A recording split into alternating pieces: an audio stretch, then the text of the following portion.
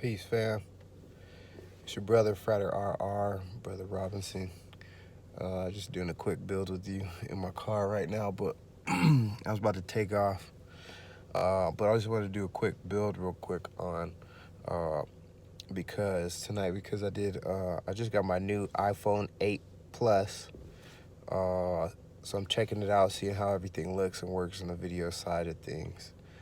See if I might be posting more videos here because I think it'll be working out a lot smoother and more efficiently and effectively.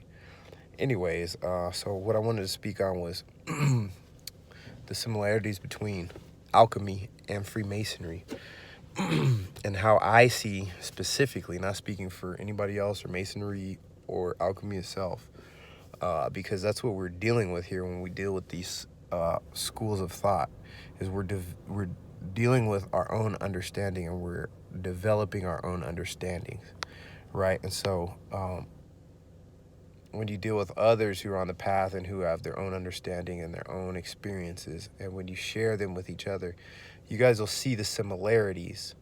So you won't be like, no, that's wrong, or they won't be like, no, yours is wrong, but they'll see the relations and the similarities, and you'll also see the relations and similarities too. But that's where we aim to aspire to be, is to raise our consciousness to that level of understanding, right? So a master, which is today's mathematics, is the 13th today. What is his own self? Sorry, there's a car passing by. What is his own self? His own self is a master, a person with the knowledge and the understanding. Knowledge and understanding are one and the same. Because if you know something, you understand it. And if you understand something, you know it through and through. You're in the skin. You know what I mean? You understand it. It's deeper than like a surface level. Knowledge is to know, and understanding is to see things for what they really and truly are, not what they present themselves to be. So a person who has the knowledge, who knows, and then the person who has the ability to see things for what they truly are, is a master. That's a wise person. How I see alchemy relating to Freemasonry is Freemasonry taught that it's a system of morality veiled in allegory, illustrated by science and symbols. Right? So that's what we utilize to make good men better in Freemasonry. And essentially, alchemy means to take something of a lesser value and to change it into something that is of a higher value or more valuable, if you will. So, and that could be with any medium. The medium does not matter what it is. It could be a rock, it could be metal, or it could be a person, or it could be your mind, or your heart. And we can get into that later, because for me, that goes into my understanding too of the alchemical marriage of the logic and the emotion, or the mind and the heart, or represented as man and female, the logic and the emotion. So it's represented, you can see in those three different ways right there. Logic and emotion, mind and feeling, heart, man and woman. That's three levels right there. You could look at it symbolically and see the marriage and the relationship and how it's about a balance that brings about life, that produces something that grows up out of it. So that's what it relates to me, is about balance. And that's how we grow into better men and into better people, is by raising our consciousness, but not just raising our consciousness, also raising our heart chakra as well, and also doing the ground floor work on your heart as well, because it's very important to clear out your heart. Your heart's got to be pure too, and during this work, you can't just raise the intellect right now, because everybody's has information at their fingertips. What's going to separate the people who just know it all or seem like know-it-alls and intellects are going to be their ability to show compassion. Now we're entering into the age of compassion, because the age of enlightenment's over now. We're entering into the age of compassion, and people are going to be, if you look around, with different races having problems, different genders having problems, different people all over. The problems are coming, and it comes down to compassion and other people being compassionate for these people.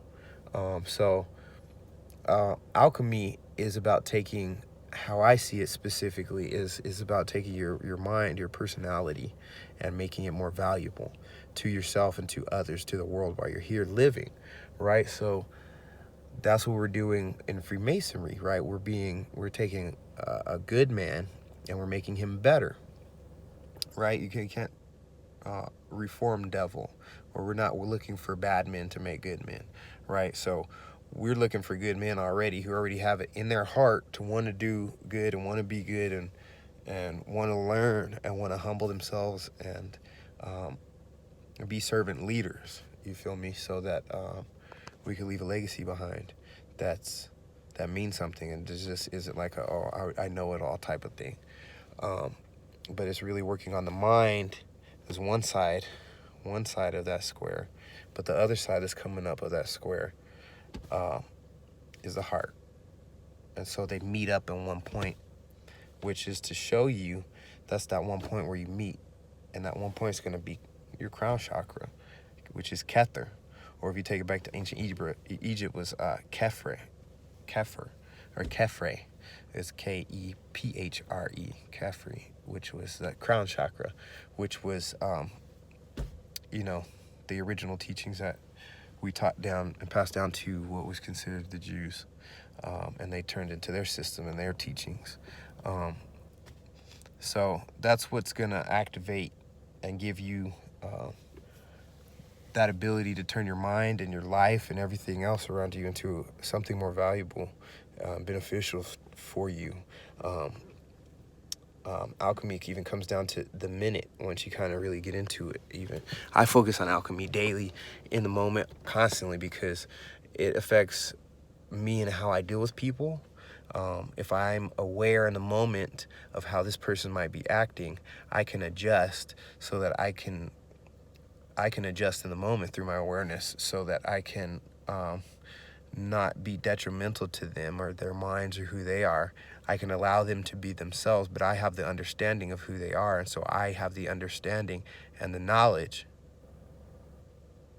to be able to master this person or deal with this person, or master myself so that I can deal with this person, so I'm not pulled all over the place and led to be emotional, right? I stay above 6. I'm the 7, so I stay above it, the emotion, so that I can remain supreme.